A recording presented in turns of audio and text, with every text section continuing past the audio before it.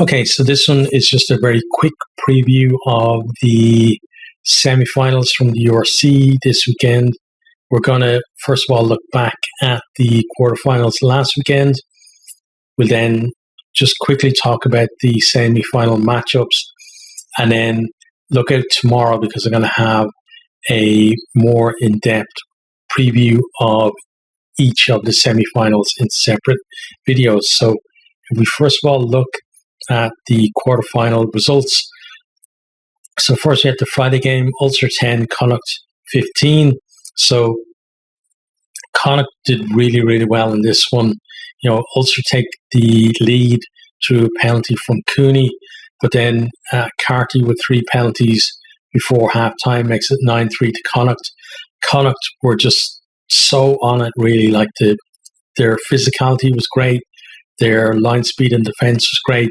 Some, great work from their back row. The likes of Conor Oliver, Keane Prendergast, but especially Seamus Hurley-Langton, really put in a great shift for them.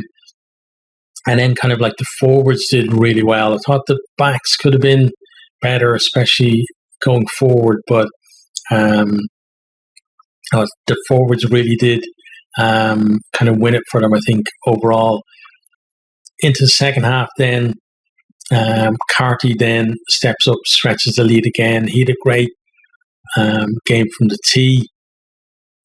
Also trying to get back into contention, but every time that they came forward, they were being stifled by Connacht. Eventually, though, O'Connor gets over for a try with about 15 minutes to go. It's converted by Cooney, and suddenly we're at a 2-point game, 12-10, Connacht in the lead. But also really couldn't manufacture any kind of clear-cut chances towards the end of the game. It was actually Carty pops over a penalty with 5 minutes to go. Then into the last 3 minutes or so, Connacht held onto the ball for a couple of minutes after the restart, but then for some reason decided to kick it. Silly box kick that didn't go too far. Also get the ball back. Then they start applying pressure, looking for that win, but Connacht were able to hold them out and get a very deserved win. I have to say, I thought Ulster might win this one. Ulster do have, this thing where they seem to struggle in knockout rugby and not really produce their best form. But I thought they'd still just have enough to edge this one and maybe fall at the semi-final. But Connacht, really good value for the win. I wouldn't say it's not a huge shock either that they won, because Connacht have been in great form. Said Ulster do have this thing about not being able to produce in the big games, but still Connacht on to the semi-finals. And again, just some great performances from them. The likes of Niall Murray as well, Niall Murray and Josh Murphy in the second row, brilliant too. On to then our next quarter-final into the Saturday game. So first up was Stormers 33, the Bulls 21. So Stormers get a great start with Daimani going over in the first 10 minutes, and then LeBoc tags on a penalty onto that as well. Then Zas goes over for a second try for them, and they're leading 17-0. Brink then goes over just before half-time to give the Bulls some kind of, hope really for the second half, because it really was all Stormers. And, they were kind of trying to hang on to their coattails into the second half then. And Davids goes over for a try after LeBlanc popped over another penalty as well. And Stormers just, kept kind of pulling away. And by the time that Papier went over for the Bulls, really felt like the game was already over. Duplessis gets a try right to death, but by that stage, really, there was no real chance of the Bulls coming back. This is a repeat of last year's final. Stormers come out on top again. Bulls, I felt, they used their backs a bit better than they have for kind of that period where they were in really bad form. Not as well as they did in the last two rounds. And the Stormers, I think, kind of had the better all-around game, really, between the two. LeBoc, also, like, just a great game with the boot, especially from the tee, and really just keeping that scoreboard ticking over and not allowing the Bulls to get anywhere near them. On to the next Saturday game then. It was Leinster 35, Sharks 5. This is pretty much the most straightforward of the quarterfinals. Grant Williams showed really good pace to break and get over to score. That guy has just pace to burn and, really did well, like spotted a gap and just went for it. But then Leinster come back. They score through Doris. Then 7 minutes later, Mill goes over. A couple minutes later, Larmer goes over. And, once they were that far ahead, they weren't giving up the lead in the second half then. Add on scores from Deegan and Gibson Park as well. Harry Byrne, I thought, did really well at 10. I was kind of worried about him because he was on the bench for the game, the semi-final against Toulouse, right? I was kind of worried like that if Ross Byrne goes down early, he's going to have to come on. How's he going to go? Because I've no doubt about the guy's talent. He's got it to burn. But the thing is that he gets injured a lot. And because of that, he doesn't really have the same kind of like rapport and relationship build up with those around him that his brother Ross has. But he did really well in this one, and I would be less concerned of him having to come on maybe with 20 minutes to go, say in the semi-final, maybe this weekend, depending on what team Leinster pick. But yeah, Sharks, they had to win the URC to qualify for the Champions Cup next year. And, having to get through Leinster first up really was a big ask for them. And I think they did really well just to make it to the playoffs. Had, a decent end to the season to pull themselves up there. But this was definitely a step too far for them. Then the final quarterfinal then was Glasgow 5, Munster 14. So Glasgow opened up and they were all over Munster. Munster put in an amazing shift in defence. They had a lot of injuries as well, though. They lost the likes of Conor Murray. They lost Peter O'Mahony very early on as well. I think R.G. Snyman had to go off as well. And who else? Somebody else had to go off too. Was it Calvin Nash maybe? Somebody else had to go off anyway. But yeah, they lost a lot of players to injury early on, which was not good for them. But still, they were able to hold Glasgow out.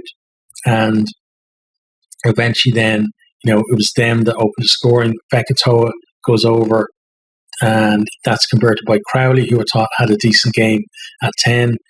Munster are up. Then we have like the incident with Jordan.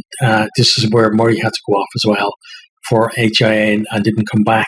But basically, like, I don't know what he was doing, Tom Jordan. Like, Murray's breaking up the wing. Tom Jordan just comes across, no arms in the tackle at all, and just straight into him, upright, head on head contact. And like, I think Jordan kind of injured himself or something on the way there. And then no attempt to wrap or anything like that. Definite red card. I don't know, like, there's something though with some people. I heard some people saying like that it wasn't a red card. It's like, well, if that's not a red card, like, what is, like, but I think people like that they're not really talking in terms of what the laws are. They're just talking about they think that it shouldn't be a red card rather than it's not a red card according to the laws that are there in place. But anybody applying the laws, that's definitely a red card. But I thought Glasgow still did well after that. They were offering, still offering in something attack, but Frisch goes over a couple of minutes later for Munster, and they build a 14-0 lead, and they have that at half time, and they have it for most of the second half as well. It's only like 15 minutes to go or so that Stain gets over for the try for Glasgow, but Munster, great defensive shift, and also took their chances really well. And Glasgow hadn't actually lost at home since January 2022, when it was at La Rochelle beat them in a fairly close game. Actually, it wasn't like La Rochelle came there and stomped them or anything. So, great result for Munster. I thought that Glasgow would go a bit further, given how well they finished the season and how they went against Munster as well at Thomond Park in round 16. But and it wasn't just the red card. Like, Munster just were on it on defence as well, and just did really well to keep them out. I thought Munster were a little lucky not to maybe get a yellow card for giving away persistent penalties at one stage, but still thoroughly deserved their win and on to the semi-final for them as well. Warriors still have the final of the European Challenge Cup to look forward to, so their season not quite over yet. Okay, so let's just again quickly look at the semi-final matchup. So they're both on Saturday. First up, we have at 4 p.m. is the Stormers versus Connacht. So Stormers finished third in the table, Connacht seventh. So even though Connacht beat second place Ulster, because they are the lower ranked of the teams in the semi-final, they have to travel down to South Africa, which I think is pretty fair. Stormers are probably going to be fairly confident of winning this one because really good record at home, and Connacht had to put in a huge shift against Ulster as well. Stormers maybe didn't have to stretch themselves as much against the Bulls. Connacht are going to have to travel as well, so there's that on top of it as well. But Connacht, I think for them, at the moment at least, unless they win the semi-final, the biggest result of the quarterfinals was not actually them beating Ulster. I think it was maybe Leinster beating the Sharks, because it meant now that Connacht qualify for the Champions Cup, given like how things went in the semi-finals of the Challenge Cup as well. It means nobody can take their spot now, so they're guaranteed Champions Cup rugby next year, which is great for them. Obviously, they still want to give this semi-final a good go, and I think they will. Again, we'll talk more in depth about how the camp are feeling, what the teams are, etc. tomorrow, but this is just a kind of a brief overview. But I think Stormers are favourites. Connacht, though, are definitely going to make them work for that win. Into the other semi-final then. It's on Saturday as well. Kick-off at 6:30 BST. You got Leinster, who finished first, versus Munster, who finished fifth. So, Leinster, they only had that one defeat against the Bulls all season so far, at least, against a Munster team who have had to come kind of the hard way, really, had to produce a great run just to get into the playoffs in the first place. Then they were in danger even after that of potentially missing out on the playoffs because of a tough, schedule down in South Africa, but to get a win and a draw out of that as well to get themselves that fifth place. Then they go away against probably one of the form teams in Europe in Glasgow and beat them as well. So, anybody thinking Leinster are through to the semi-final because recently they beat Munster almost every time they beat them. Potentially you could be right about that, but I don't think you can discount Munster in this one. This Munster team definitely improving, and it's the kind of thing like with teams like Munster, and I think Ulster to an extent as well. I think Munster maybe have a little bit more of that kind of big match temperament that Ulster lack.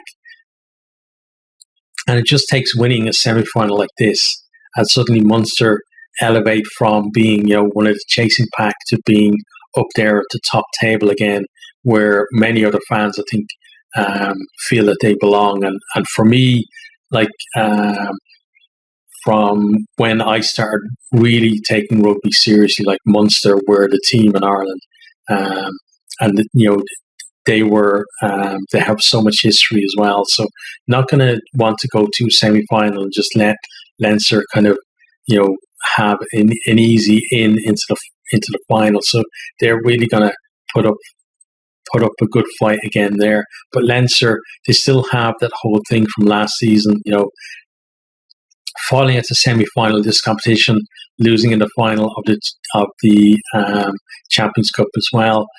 They've already spoken about how that really hurt, and they want to set things right for this one as well.